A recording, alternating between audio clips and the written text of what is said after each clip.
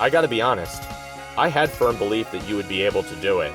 You defeated the Vikings in Minnesota, giving you your first playoff win since 2011-2012. After being a joke for years, you're finally on your way back to where you want to be with a strong team. The potential that I believed had been dormant for years is finally complemented with good coaching. Maybe this will be a truly special year for you guys. I mean, you're not the most perfect team, you're pretty far from it. I mean, defensively, you're not exactly the greatest against the run, and offensively, Daniel Jones has been the literal definition of hot and cold. Sometimes he could be one-dimensional, sometimes he could be scared, he could be a turnover machine, and other times he could be insanely explosive. But this year, it may just be a Cinderella run. Maybe they will be able to recapture that Super Bowl magic. Only a brick wall can stop you. Its name is the Eagles.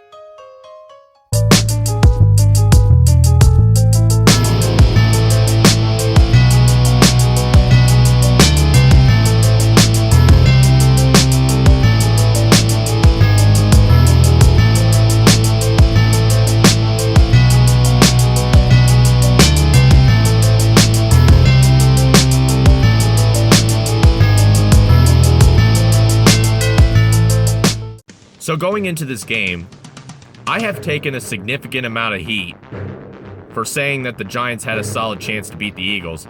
I had that belief that they had a fair chance to beat us. I believe they could do it. I tried not to complain too much. I don't believe I really complained all that much. Because I knew with this opinion, this was my honest opinion, this was my honest thought. There was no intention of reverse psychology or any of that bullshit. Let me remind you that you're talking to someone who predicted us to win all 3 times during our Super Bowl run. So let's get that out of the way. This was how I felt. I figured I would just blurt it out, let my opinion known, without any thought, without any apologies, without any looking back at it. I knew I was gonna take heat, but so fucking be it. If I end up being right, whoever gave me the most heat, I was going to give them heat in return for being way too overconfident for their own good. But if I was wrong, I'd be at peace with that. But the reason I believe that the Giants had a pretty solid chance to beat the Eagles is because they're fighters.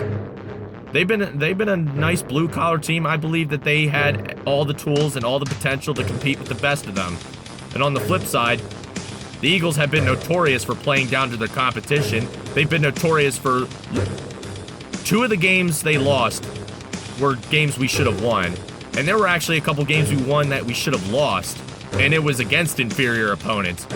But of course, there were times where we did exactly what we were supposed to do, like against the Steelers, Titans, and New York, the first encounter. But this would have been huge if the Giants were able to pull this off. I mean, a Super Bowl would be even bigger. I mean, it would be a perfect ending. It would be a perfect storybook ending to cap off years of misery. But even if you don't win the Super Bowl, you could look at it this way. No longer would people rub in your face that the Giants can't beat the Eagles.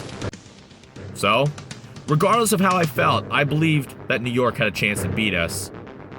And let me go back to people calling me pessimistic and negative and that crap. Okay, let me make one thing perfectly clear. If I was negative, if I was pessimistic, why in the fuck did I lay out a scenario on what would happen, how the Eagles would win the game? Why would I even discuss that? Come on. I wasn't being negative. I was being something called open-minded. That's how I do. I give both teams, I lay out the scenario on how each team could win. I believe the Giants would win if we made mistakes, if we played down to our competition, if we couldn't stop Barkley or Jones on misdirections, if we turned the ball over, which we did. Oh, shit, almost spoiled it. Sorry about that. But anyway, regardless of how I felt, the attitude was still the same. Bring it the fuck on. Let's go. Let's do this. So the game starts. The Giants they took a page out of the Eagles playbook. This is something we've been notoriously doing for years and had pretty good success with it. I believe we started doing it during our Super Bowl run, maybe even longer than that. And it's paid dividends a few times this year. They won the toss and elected to defer, giving their opponent the ball first so they could get the ball to start the second half, and maybe if things go their way, it would be huge for them. So the Eagles got the ball first. Their offense goes out first, and one big play, 𝔡'𝔂𝔶𝔞𝔯𝔦 in the breadbasket. Miles Sanders got a few solid runs. A.J. Brown got a key grab on third down. And the icing on the cake was the Dallas Goedert touchdown. Eagles up 7-0, okay? Good start. Let's see what New York does. Saquon Barkley's pretty solid on the ground. He's gashed us a few times. They were able to get a few key grabs. Hey, they're already at midfield. See? Competitive ball game. Third down. Oh shit, Haason Reddick's in your face. Down he goes. Fourth down. Haason Reddick's in his face again? Wait a minute. They ruled that a sack? I thought that was an incompletion, but they ruled it a sack. I'm shocked they didn't call intentional grounding on it. I didn't agree with that call for New York. I didn't agree with that play call on the Giants' part. It's like, you're at midfield, it's 4th and 8. The Eagles are up 7-0. Punting would have been the better way to go. Now you just gave the Eagles prime field position. So what do the Eagles do with this field position? Miles Sanders gashes them for big yardage. And it's capped off by 𝔡'𝔂𝔶𝔞𝔯𝔦 touchdown. Oh no, it's happening again! Yep. Thoughts of the past are rushing into the heads of Giants fans at this particular moment. The game-winning field goal in the '06-'07 playoffs, punt return touchdowns by Brian Westbrook and Deshaun Jackson, being suffocated offensively in the '08-'09 playoffs, the 27-0 shutout in 2014, multiple fourth-quarter collapses, Jake Elliott field goals. This year can't end the same way for them. This year can't end in yet another failure. This year has to be different. It has to be for them. We were forced to bring out a Jalen Hurts that may or may not have been loaded up with enough painkillers to put an elephant in a coma. The Eagles cannot humiliate the Giants again. The Giants get the ball back down 14-0. Not ideal for them. Wait a minute. James Bradbury? That was an interception by James Bradbury? That was a pick? Oh, Jesus. Hey, a safety blitz by Chauncey Gardner-Johnson. That's something you don't see every day. Oh, great. The Eagles are now in prime field position yet again. Okay, you stopped them. We didn't do anything with it. Okay, you got the ball back. What's that? You can't do anything? You got a quick 3 and out? Oh, now the Eagles got the ball back and your offense is tired. And Miles Sanders is ripping you apart. And Boston Scott scored another touchdown on you.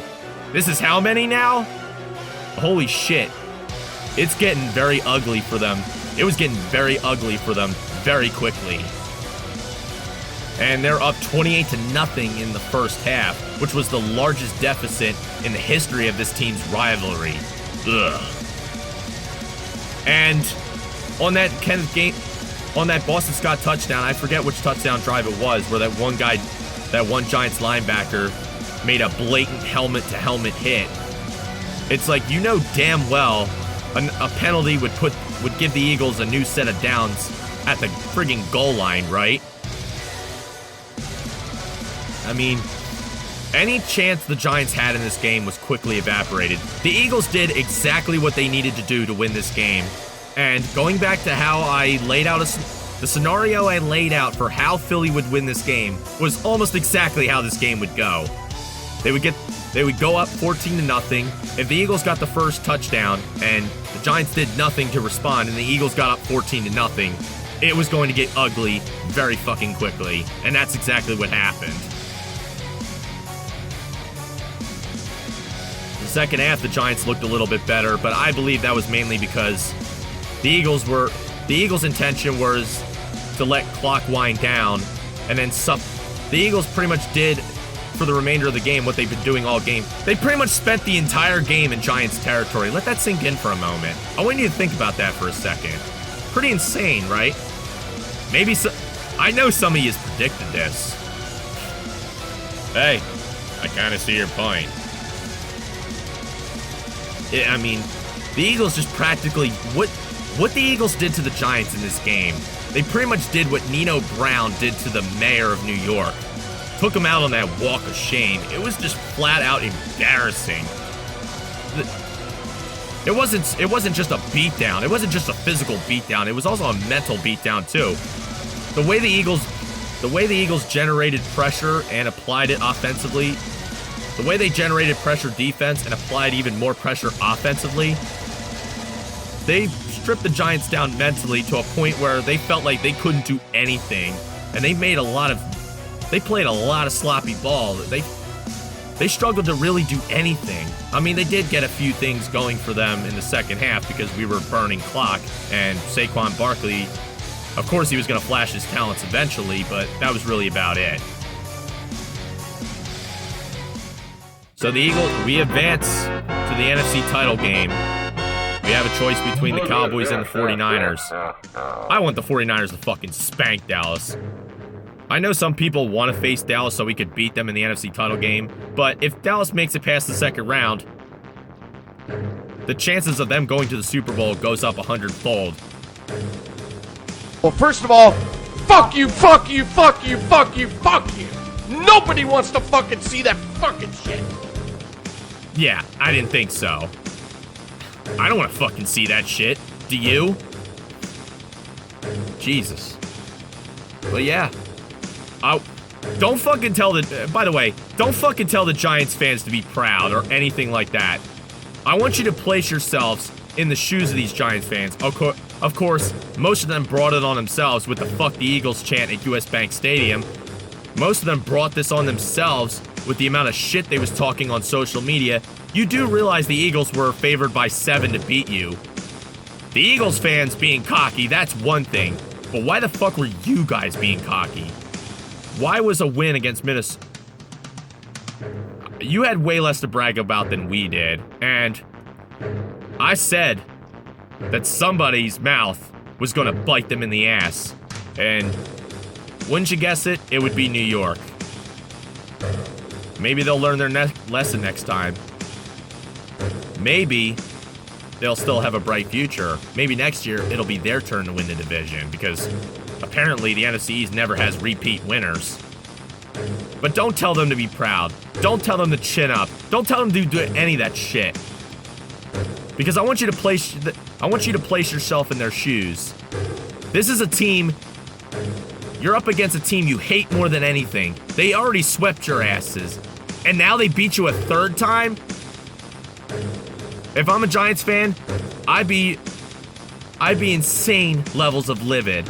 I would be almost as angry as I was after we lost to Dallas on Christmas Eve. I'm still fucking mad about that shit. The only way you fix that is if you win the Super Bowl. But as far as the Eagles are going, as far as they're concerned, good fucking shit. They did exactly what they were supposed to do. Dominate. Total domination. And you could tell with Nick Sirianni shouting on the sidelines when his team's up 28-0, you could tell he took this shit personally. And by the way, I'm probably going to be next amongst many other people to eat pizza after this. I would have eaten some earlier today, but I was still full from that pound of taco seasoned bison with 2 pieces of cake. Not exactly the greatest combination, but hey, it's still protein and carbs, right? Although it's the dirty kind. If we lost this game, it would have been round 2 of what went down when we got eliminated in 2020. But because we won, I take pity on New York. I thought they had a solid chance in this, but they have greatly disappointed me. And they should still be ashamed of themselves. Don't be proud. Don't tell them to be proud. Don't tell them any of that shit. They are pissed off, and they should be pissed off. They should be insanely livid. They should be angrier than I was after Christmas Eve, and I stand by that. I was proven wrong, and I'm pretty happy about that. Anyway, you guys take care of yourselves. One of them boys is probably going live at the recording of this footage, at the time of this footage's recording. Maybe I'll make it on. Maybe I'll go on, but maybe I'll wait until the video is complete. But we shall see. This video went on longer than it should have, but you know what? I had a lot to talk about. There's some things I didn't get to talk about last night, but no, I've gone on too long. Enjoy the victory. Have some pizza. Have some cheesesteaks or steak sandwiches or whatever you call them. I would call them steak. I call them steak sandwiches because I don't eat cheese. But anyway, catch y'all next time. This is the only way it could end.